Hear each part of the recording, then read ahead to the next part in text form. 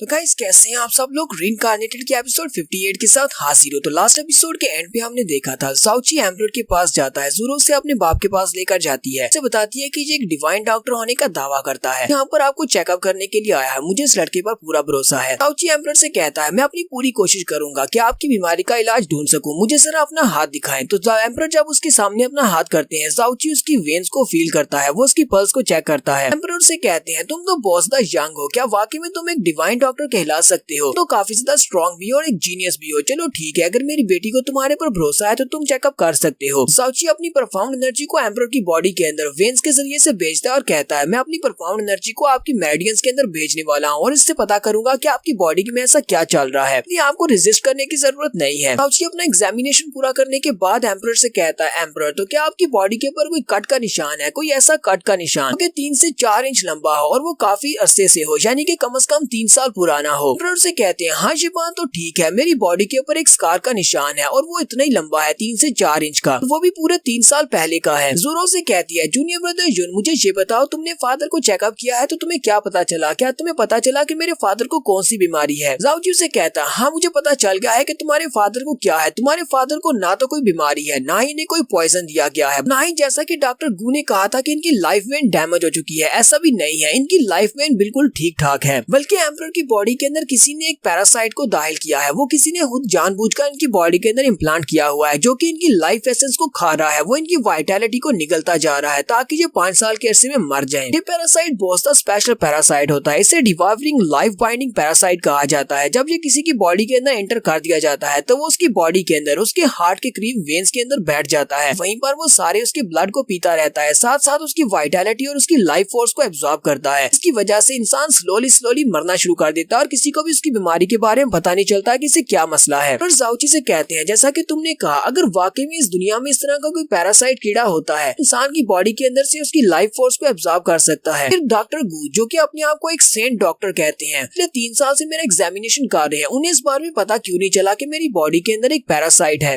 कि तुमने कोई गलती कर दी है। ज़ाओची उनसे कहता है एम्परर मुझे लगता है कि आप मेरी बात के ऊपर भरोसा नहीं करेंगे क्योंकि मेरी एज काफी ज्यादा कम है और आपको मैं किसी भी एंगल से एक डॉक्टर नहीं लग रहा हूँ, लेकिन आपको मेरे पर भरोसा करना चाहिए, मैं अपनी बात को साबित कर सकता हूँ। इसलिए मुझे आपका एक छोटा सा ऑपरेशन करना होगा कि चेस्ट के ऊपर जहाँ पर वो छोटा सा कट का निशान है, उस जगह के ऊपर एक छोटा सा कट लगाऊंगा और वहाँ से वो कीड़ा बाहर निकलेगा और आप सभी लोग अपनी आंखों से उस कीड़े को देख सकते हैं। ज़ोरो अपने फादर से कहती है फादर मुझे इस लड़के के ऊपर पूरा भरोसा है, आप इसके ऊपर भरोसा कर सकते हैं। सिर्फ इतना ही नहीं, मुझे इसके करैक्टर के ऊपर भी पूरा भरोसा है, जहाँ पर आपको नुकसान नहीं पहुँचाएगा, आप इसको इजाजत दे दें कि ये आपकी बॉडी के ऊपर छोटा कट लगा कर दिखा दे। एम्परर जल्दी से अपनी शर्ट उतार देते हैं और वहीं पर लेट जाते हैं, जबकि ज़ाओची अपनी परफाउंड एनर्जी को रिलीज करते हुए उनकी चेस्ट के ऊपर एक छोटा सा कट लगाता है। जब ज़ाओची वहाँ पर एक कट लगाता है तो उस कट के अंदर से एक छोटा सा कीड़ा बाहर निकलता है। पूरा उस छोटे कीड़े को देखकर बहुत ज्यादा हैरान हो जाती है, जबकि एम्परर भी उसे देखकर काफी ज्यादा हैरान होती है। उनकी बॉडी के अंदर से वाकई में एक पैरासाइट बाहर निकलता है। ज़ाओची अपनी परफाउंड एनर्जी को यूज करते हुए फिर से उस कीड़े को उसी की बॉडी के अंदर डाल देता है और ऊपर से उस जख्म को भी बंद कर देता है। ज़ोरो से कहती है ज़ाओची जी तुम क्या कर रहे हो, इस कीड़े को जल्दी से बाहर निकाल दो, कहा कि ये कीड़ा बहुत ज्यादा खतरनाक है और ये मेरे फादर की बीमारी की वजह है, तो इसको बाहर निकाल दो ताकि ये मेरे फादर बिल्कुल ठीक हो जाएं। ज़ाओची से कहता है नहीं मैं इसको बाहर नहीं निकाल सकता, अगर मैंने इस कीड़े को अभी बाहर निकाल कर मार दिया तो तुम्हारे फादर भी इसके साथ ही मर जाएंगे, ये कीड़ा तुम्हारे फादर की ब्लड वेन्स के साथ जुड़ा हुआ है। पर गुस्से के साथ चिल्लाकर कहती है ऐसा कौन कर सकता है, कौन है ऐसा जिसने मेरी बॉडी के अंदर इस पैरासाइट को छोड़ा है। ज़ाओची एम्परर से कहता है एम्परर जरा अपने ज़हन पर जोर डालकर देखें, मुझे लगता है कि आपको सच्चाई के बारे में पहले से पता है, लगता है कि 3 साल पहले जिसने भी आपकी बॉडी के ऊपर कट का निशान लगाया था उसी ने इस कीड़े को आपकी बॉडी के अंदर डाला है। ज़ोरो कहती है ऐसा नहीं हो सकता, ये वाला कट तो डॉक्टर गू ने लगाया था, डॉक्टर गू ने मेरे